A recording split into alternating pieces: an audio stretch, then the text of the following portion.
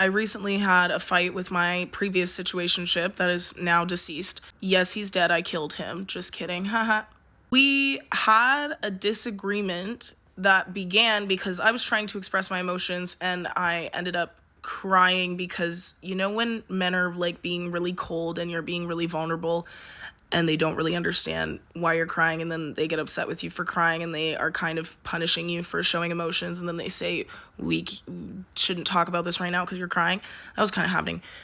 And then I was trying to explain like different ways that I had felt hurt, and he did that thing that guys do where they're like, well, I've been hurt too by you, I just haven't told you. And you're like, okay, tell me. And they're like, no, you wouldn't understand. And then you're like, please tell me. And he says, one time you ordered pizza and you didn't offer me any. I asked him if he wanted pizza. He's like a meal prep, like shredded man who eats on a very specific schedule. And I asked him if he wanted pizza and he said no. And in my experience, when you're hungry, if a guy gives a shit about you and he wants to eat, he's gonna buy the food. Like normally it's like, I'm hungry. Okay, what do you want? Beep boop bop.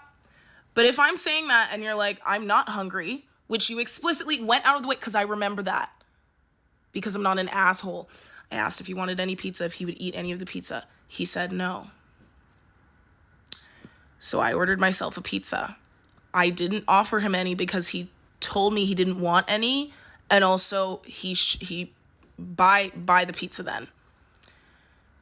Or at least speak up. Like, it's not the end of the world, but fucking speak up. Don't sit on that and pull that out when I'm talking about actual pain. Anyways.